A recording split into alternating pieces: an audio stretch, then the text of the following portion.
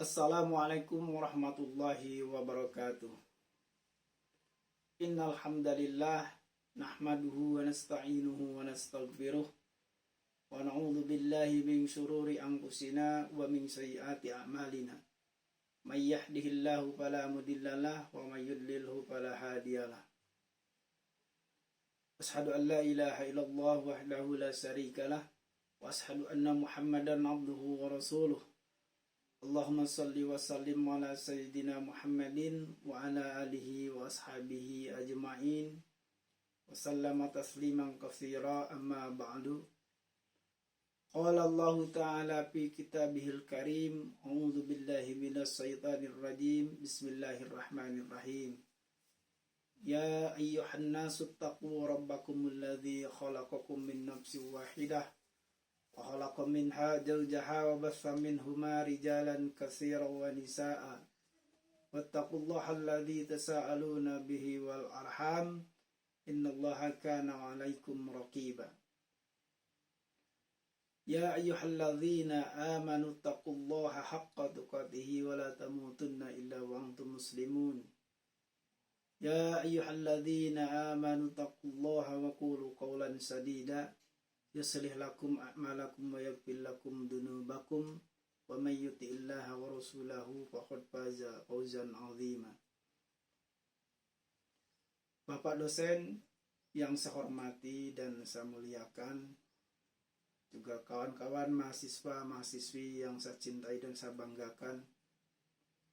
Sebelum lanjut ke materi, izinkan saya memperkenalkan diri terlebih dahulu. Nama saya Fahmi Saifullah. Dalam kerangka mengerjakan tugas UAS di dalam matkul ilmu kalam dalam prodi pendidikan agama Islam di STIT Bandung kampus 2 Darul Ihsan dengan dosen pengampu yang terhormat Al-Ustadz Epul Saifullah Nurul Fahmi, SPD MSOS. Bapak dosen dan kawan-kawan mahasiswa-mahasiswi yang saya hormati dan saya banggakan, nah, pada kesempatan ini saya akan menyampaikan sekilas tentang awal mula munculnya kelompok Khawarij. Kawan-kawan sekalian, Rasulullah Shallallahu Alaihi Wasallam pernah bersabda dalam hadis riwayat Bukhari, akan keluar manusia dari arah timur dan membaca Al-Quran, namun tidak melewati kerongkongan mereka. Mereka melesat keluar dari agama sebagaimana halnya anak panah yang melesat dari busurnya. Mereka tidak akan kembali kepadanya sehingga anak panah kembali ke busurnya. Hadis ini dalam riwayat Bukhari. Kawan-kawan sekalian, pada zaman Nabi Muhammad SAW setelah berperang, namanya perang Hunain. Pada saat itu kaum muslimin mendapatkan harta rampasan perang atau ghanimah yang begitu banyak sekali. Lalu kemudian Rasulullah SAW membagi-bagikan, dan di sini ada yang aneh seperti biasanya terlihatnya. Kenapa aneh? Karena pada saat itu pembagian ghanimah atau harta rampasan ini berbeda seperti pembagian sebelumnya, di mana yang dibagi itu hanya para mu'alaf saja, sementara sahabat-sahabat senior itu tidak mendapatkan bagiannya. Tentu saja apa yang dilakukan Rasulullah SAW itu adalah perintah Allah atau wahyu dari Allah Subhanahu wa Ta'ala. Tetapi tidak disangka, tidak dinyana, di antara yang berkumpul pada saat itu ada yang maju ke depan melakukan protes kepada baginda Rasulullah Shallallahu Alaihi Wasallam. Ya, perawakannya kurus, jenggotnya panjang, jidatnya hitam, namanya Zil Huwaisir. Kemudian maju ke depan dan dia berkata kepada baginda Rasulullah SAW, "I'dil ya Muhammad." Jadi kurang lebih berlakulah adil wahai Muhammad. Kira-kira begitu bahasa protesnya. Lantas kemudian Nabi Shallallahu Alaihi Wasallam ini menegaskan atau menjawab dengan tegas, "Celakalah kamu. Yang saya lakukan ini adalah diperintahkan Allah." Kemudian orang itu pergi. Lanjut, Nabi Muhammad SAW berkata, "Nanti dari umatku ada orang seperti itu. Dia bisa membaca Al-Quran, tapi tidak paham. Hanya sampai di bibir dan tenggorokan saja. Saya tidak termasuk mereka, dan mereka tidak termasuk saya." Ungkap baginda Sallallahu Alaihi Wasallam. Nah, dari cerita ini, sahabat semua, ini adalah bibit atau cikal bakalnya lahir yang namanya kelompok Khawarij. Jadi Nabi SAW sudah memberikan gambaran, ya, melalui wahyu tentu yang beliau dapatkan adalah akan lahir kurang lebih orang yang seperti itu. Dia membaca Al-Quran tetapi hanya sampai di tenggorokan, ya, tidak sampai ke hati. Kita lanjut ke dalam peristiwa pergantian kekhalifahan, kepemimpinan umat Islam. Pada saat baginda Nabi Muhammad SAW wafat, seperti kita ketahui bahwa baginda Rasulullah SAW digantikan oleh sahabat Abu Bakar As-Siddiq. Damai, aman, tentram, kemudian dilanjut oleh sahabat Umar bin Khattab. Nah, lantas terjadi pergantian atau diteruskan, ya, kepemimpinan Umar ini oleh Utsman bin Affan. Dan kejadian yang luar biasa dalam peristiwa sejarah Islam, Utsman bin Affan dibantai, dibunuh, ya, oleh masyarakat kaum muslimin pada saat itu berdemo sehingga melakukan pembunuhan terhadap Khalifah Utsman bin Affan. Nah, dari sinilah terjadi perpecahan, ya, perbedaan pandangan tentang keberlanjutan kepemimpinan. Pada saat itu kepemimpinan khalifah itu dilanjutkan oleh Ali bin Abi Thalib, sementara dari keluarga Utsman, ya, Muawiyah bin Abu Sufyan ini kerabat dari Utsman ini menuntut untuk memproses, ya, mengusut tuntas siapa pelaku pembunuh Utsman bin Affan. Nah, kelompok Khawarij ini adalah salah satu sekte awal, ya, dalam Islam yang muncul akibat konflik politik dan teologis setelah tadi saya sampaikan di atas, setelah wafatnya Nabi Muhammad, kemudian pergantian kepemimpinan dan seterusnya. Ya, jadi pertama kali muncul ini dalam konteks perang Siffin yang terjadi di 657 Masehi antara Khalifah Ali bin Abi Thalib dengan Muawiyah bin Abu Sufyan. Istilah Khawarij ini berasal dari kata kharaja, yaitu keluar. Jadi di mana mereka itu keluar dari barisan pendukungnya Ali dan mendirikan kelompok sendiri dalam peristiwa tahkim tersebut. Ketika saat itu Muawiyah adalah sebagai gubernur di Syam, dan mereka tetap belum berbaiat kepada Ali dan menuntut pembalasan atas pembunuhan Utsman. Jadi minta diusut terlebih dahulu. Kemudian sementara dari pendirian Sayyidina Ali bin Abi Thalib, beliau melakukan semacam konsolidasi keamanan keseluruhan itu yang diutamakan terlebih dahulu. Terjadi perselisihan, perbedaan pendapat. Ya, dalam tahkim ini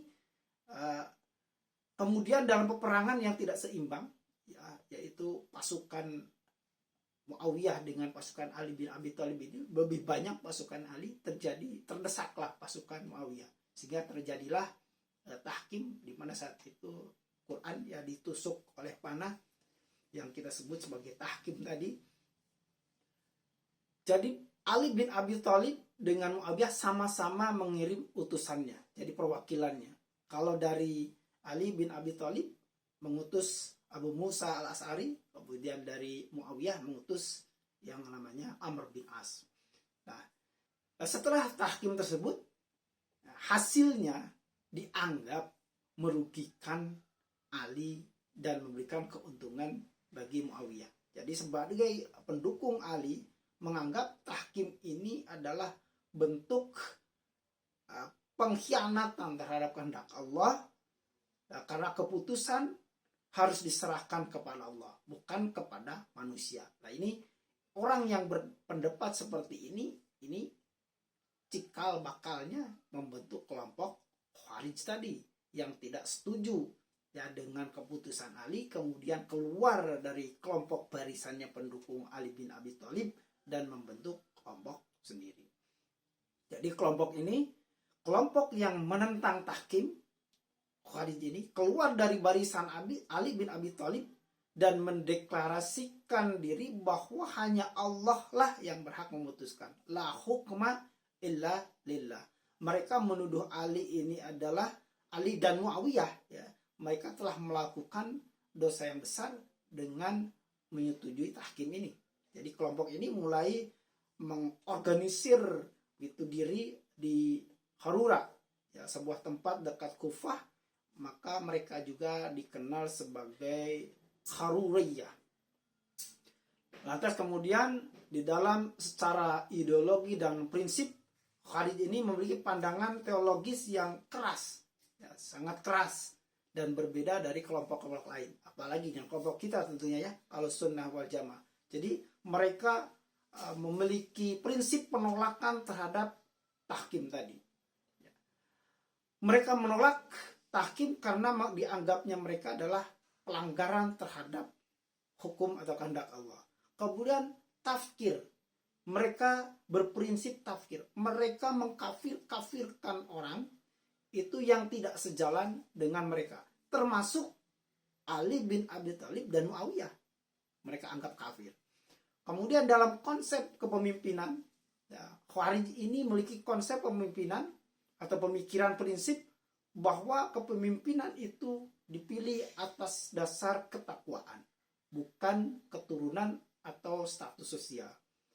Kemudian setelah keluar, ya, dari barisan Ali bin Abi Thalib, mereka membentuk kelompok yang militan, ya, yang berani mulai melakukan pemberontakan terhadap kekhalifahan Ali bin Abi Thalib.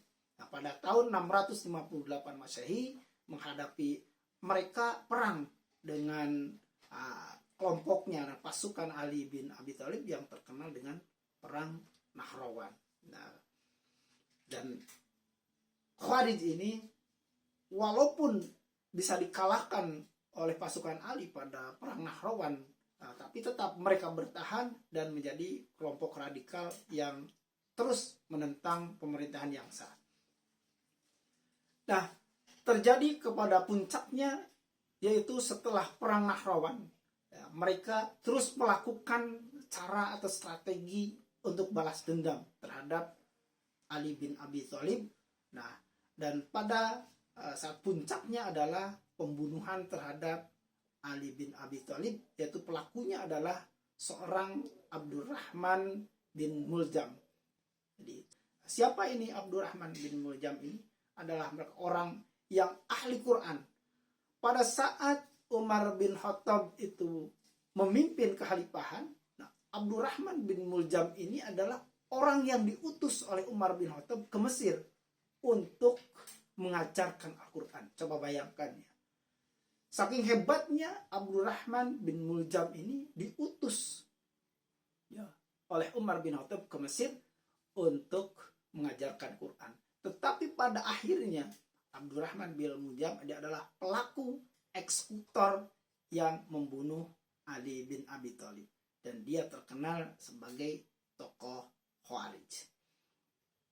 Nah, dari situ perkembangan selanjutnya, meskipun kekuatan mereka melemah, ya, setelah kejadian perang Nahrawan dan pembunuhan Ali bin Abi Thalib, Khawarij tetap bertahan sebagai kelompok oposisi di dalam Islam. Mereka berkembang menjadi sekte dengan pandangan ekstremis. Jadi ada sekte Azarikoh. Jadi kelompok Khawarij ini yang paling ekstrim, dia mengkafirkan semua yang tidak sejalan dengan mereka. Kemudian ada Khawarij Najdat, kelompok moderat ya dibanding Azarikoh, tetapi tetap mereka radikal. Kemudian ada Khawarij Ibadiyah, jadi cabang Khawarij yang paling moderat ya, dan bahkan sampai sekarang Khawarij ini masih ada ya, masih bertahan sampai sekarang di berbagai wilayah di Timur Tengah ya, terutama di Oman. Nah, untuk karakteristiknya, karakteristik utama Khawarij adalah dia memiliki fanatisme agama, mereka sangat tegas terhadap penegakan syariat dan menganggap dosa besar adalah sebagai landasan kafirnya seseorang.